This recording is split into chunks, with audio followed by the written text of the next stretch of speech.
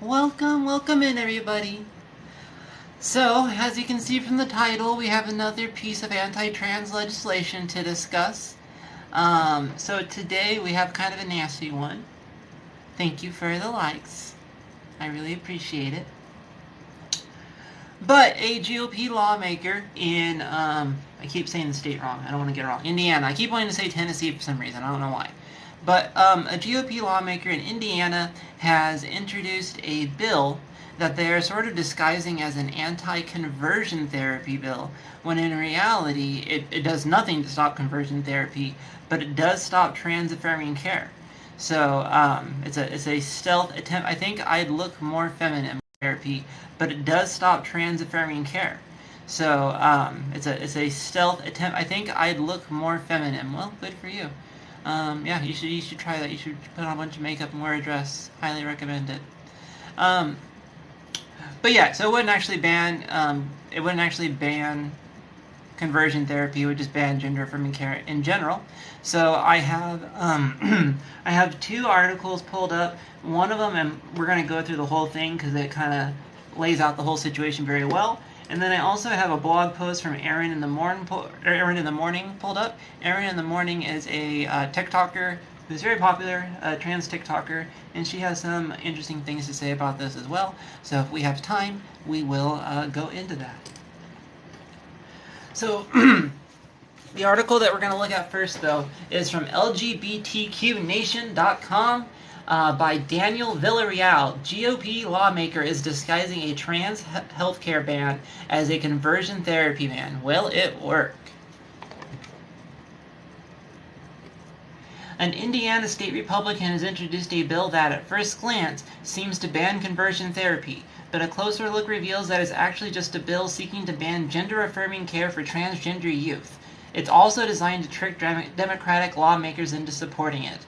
Indiana State Representative Larissa Sweet, that's the villain of our story today, has introduced HB 1118, a bill that prohibits healthcare professionals from subjecting a minor to certain activities that purposely attempt to change, reinforce, or affirm a minor's perception of the minor's own sexual attraction. So this is where they start the camouflaging to try to make it look like it's banning conversion therapy.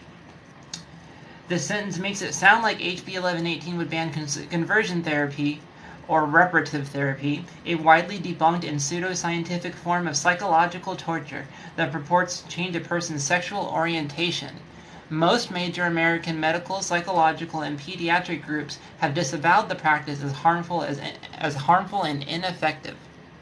Most kids regret being trans when they are older. I'd be very interested in seeing what evidence you have of that. Please provide it for us, since you've made such a bold claim. I'll read it out. You have the floor, provided that you actually show that evidence. However, Sweet's bill never mentions the phrase conversion therapy. Also, her bill would ban any attempt to, quote, change, reinforce, or affirm a minor's gender identity when the identity is inconsistent with the minor's biological sex. In other words, the bill would ban gender-affirming healthcare for transgender youth. Sweet's intention becomes clearer in two of the bill's latter sections. One section bans a variety of gender-affirming surgeries that aren't typically performed on minors. That's one of the things they always bring up, but they like to say, hey, it's crazy to be given minors gender reassignment surgery. But that's not what actually occurs. Yeah, Princess Rudo, I don't think we're gonna get a source on that. I don't think that they have anything to back that up. It's called biology. Okay, are you the same person we were waiting on? Let's take a look. Yeah, Jared Slay. 90% of kids. Oh, hold on. Yeah, most kids regret being trans when they're older, and then later on you said like 90% of kids. Now you're saying it's biology. So in other words, you don't have a source, you just made that up. Here's where the bill tries to trick Democrats into voting for it. Its prohibitions on gender-affirming medications are listed alongside other brutal practices that neither any medical provider nor legislator would ever find acceptable. These include electrocuting a person's genitals, wrapping their hands in heat coils, giving them an ice bath, and injecting them with vomit-inducing drugs. In essence, Sweet's bill dares Democrats not to vote for it. After all, on its face, it's a bill against conversion therapy, something that Democrats have already helped ban in 25 states and 110 U.S. cities. No Democrats would ever vote against a bill banning conversion therapy or electrocuting a kid's genitals, right?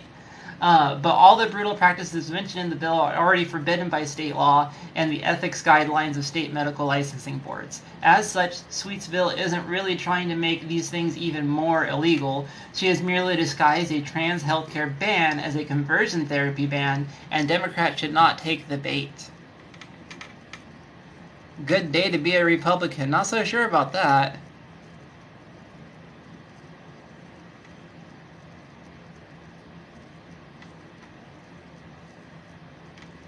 If trans men are men, why are they not required to sign up for the military draft when all men are?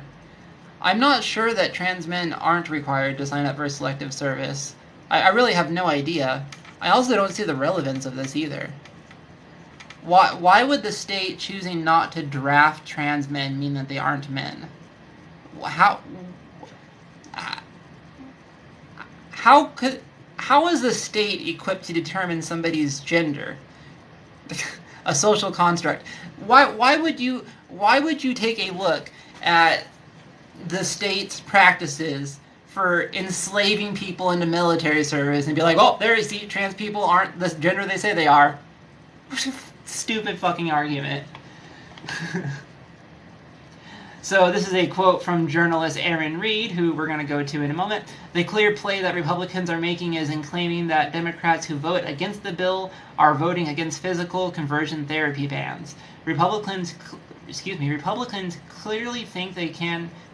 let me start that sentence over. Republicans clearly think that they can shield themselves from claims that they are in favor of conversion therapy with a bill like this.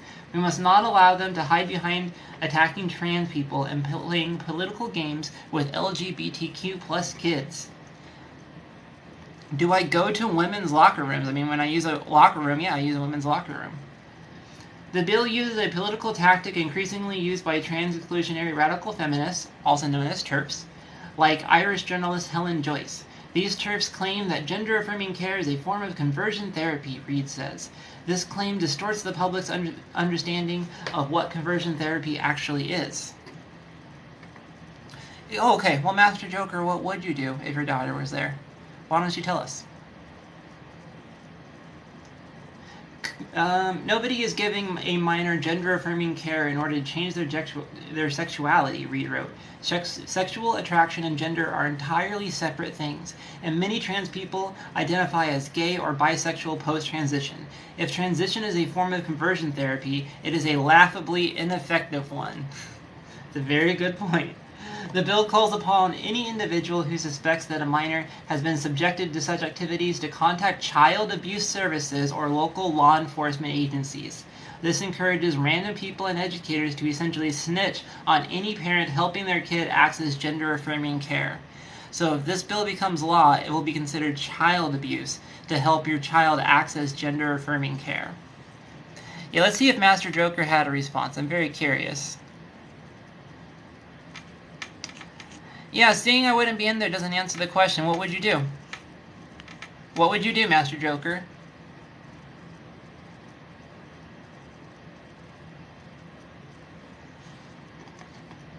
This effort is similar to other states' attempts to redefine gender-affirming care as a form of child abuse, something that Texas has illegally tried to do. If a trans-supportive parent is found guilty of child abuse, they could be placed on a child abuse offender registry and have their own kids taken away from them.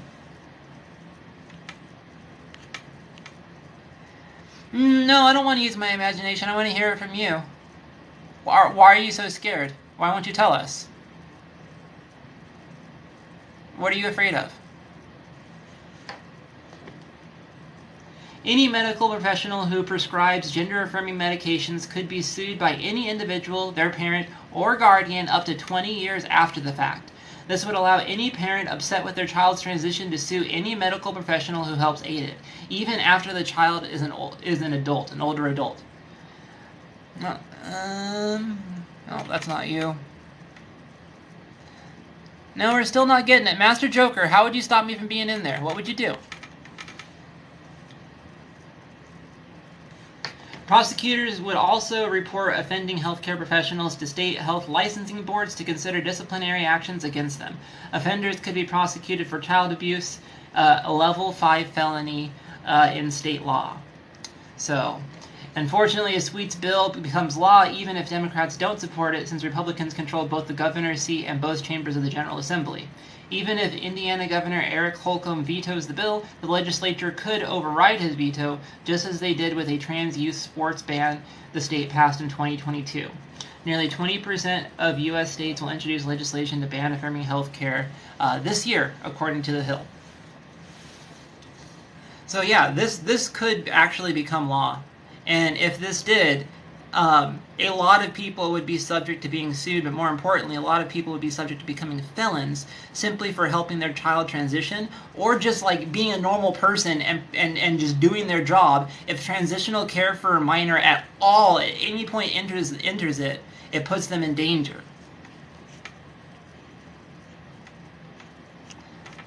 So Master Joker, what would you do? What would you do to me? If I was in that locker room that you're so concerned about, what would you do? You made a bold claim. You said that I wouldn't be in there. So how would you achieve that? We're not doing guests today, I'm sorry. Yeah, and he's got more blustery and he said a lot more bullshit, but he hasn't told us exactly what he would do, has he?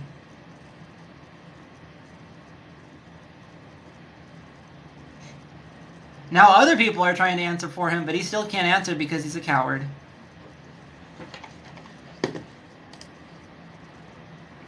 And so that was the end of that article. There's a couple of parts of Erin in the Morning's blog post that I wanted to share because I think it was insightful. Particularly, she talks about how this is consistent with what TERFs have been trying to do really around the world. So this bill clearly has drawn from TERF, trans-exclusionary radical feminist ideology, in its development. TERF organizations have claimed that gender transition is done to trans the gay away. Prominent TERF thought leader Helen Joyce claims, for instance, that affirmative care model is conversion therapy. This line of thought has also made its way into the U.S. court fights. James Cantor, an anti-trans neuroscientist and sex researcher who has appeared in several court fights as a witness in favor of anti-trans legislation, said in 2021 that transition is conversion therapy. Now this bill seeks to establish this thinking into law by banning all gender-affirming care for trans youth. So let's be really clear here. Conversion therapy is about changing your sexual orientation. Gender-affirming care has literally nothing to do with your sexual orientation. It has to do with your gender expression. They're totally separate things. So this whole thing is just totally unrelated, but it's still effective. Anyone who is transgender can tell you that the idea that anti-gay people would somehow be more okay with transition than having a gay child is ridiculous on its face. From personal experience, much of the time, the most anti-trans people in life are also anti-gay. So many trans people can attest that upon transitioning, they are asked by parents and friends, "Why couldn't you just be gay?" My parents said the same thing to me. Nobody is giving a minor gender-affirming care in order to change their sexuality. Sexual attraction and gender are entirely separate things, and many transgender people identify as gay or bisexual post-transition. If transition is a form of conversion therapy, it is a laughably ineffective one. The Republicans pushing this bill have no intent to ban real conversion therapy. That is why religious conversion therapy through coercive means is not banned in this bill. Likewise, the bill makes no attempt to ban gender exploratory therapy, a psychological conversion therapy model that seeks to convince a trans person to no longer be trans by convincing them that their transition is best explained by other social factors. The clear play that Republicans are making is in claiming that Democrats who vote against this bill are voting against physical conversion therapy bans. Republicans clearly think that they can shield themselves from claims that they are in favor of conversion therapy with a bill like this. We must not allow them to hide behind attacking trans people and playing political games with LGBTQ plus kids. And that's what I wanted to end it on, because that's exactly right. the key thing is to talk about this, expose it. If you live in Indiana, am I saying the right state? I'm saying the wrong state again, aren't I? No, Indiana. This is Indiana. If you live in Indiana, please make sure to contact your lawmakers. And no matter where you are, please keep an eye on legislation, read what's actually in the bills, and just be on top of this sort of thing. It's very important. Anyway, that's all that I got in me for today. That's all that I wanted to go over.